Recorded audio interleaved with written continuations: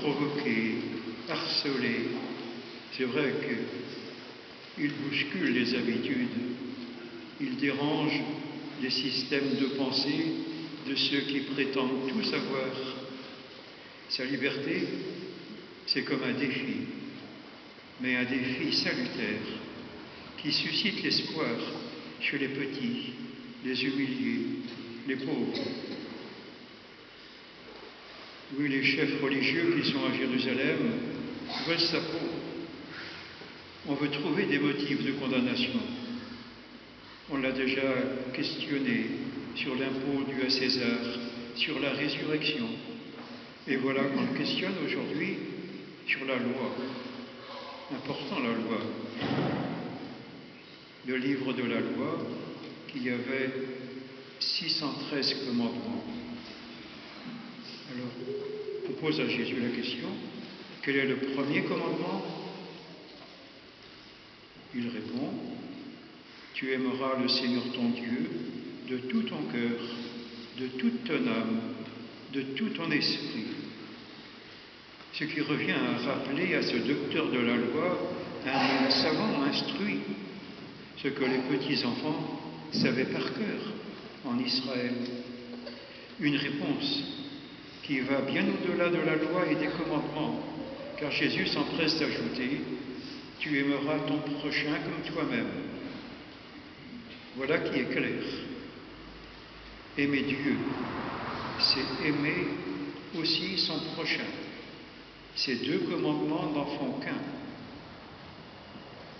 Un ancien archevêque de Paris, le cardinal Suard, le disait à ses fidèles, « Ne craignez pas d'ôter quelque chose à Dieu lorsque vous donnez davantage à l'homme. N'ayez pas peur d'être moins chrétien parce que vous êtes plus humain. » Le double commandement que nous donne Jésus, aimer Dieu et son prochain, s'inscrit dans la tradition de l'alliance, la loi et les prophètes. Cette tradition, cette alliance que Dieu a scellée avec son peuple. Aimer, c'est se comporter de façon fidèle vis-à-vis de Dieu, qui entend le cri des malheureux, c'est répondre à l'appel de Jésus. Comme je vous ai aimé, aimez-vous les uns les autres. Plutôt que de parler d'impossible devoir, nous parlons de l'amour comme un vouloir. Il faut le vouloir, le faire passer dans nos actes, faire du bien à autrui, lui souhaiter que de bonnes choses lui arrivent, se réjouir avec lui quand elles arrivent, partager sa peine quand ça va mal, s'abstenir de lui vouloir du mal, aimer son prochain le plus proche. Il importe que notre charité soit active et généreuse, et les organismes de solidarité sont là pour nous aider à la rendre plus efficace. Dieu nous attend dans les choix de nos vies bien plus que dans la répétition routinière de nos gestes de piété.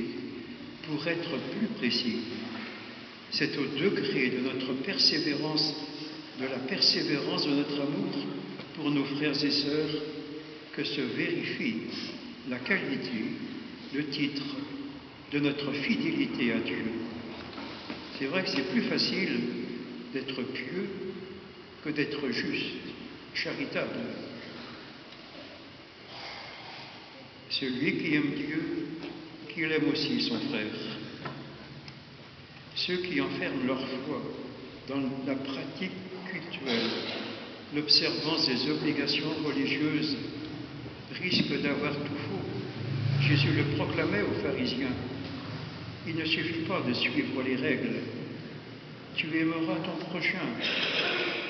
Et nous nous demandons comment nous accomplissons ce commandement. En aimant notre prochain, Nous aimons Dieu, mais voilà, on ne sera jamais en règle. On n'aura jamais fini d'aimer ce prochain et d'aimer Dieu. Bien sûr, c'est tout un programme de sainteté. Les saints que nous allons fêter mercredi sont de bons professeurs de cette école de l'amour. Soyons les témoins d'une Église intrépide dans la foi, patiente dans l'espérance, au service actif de la justice, de la compassion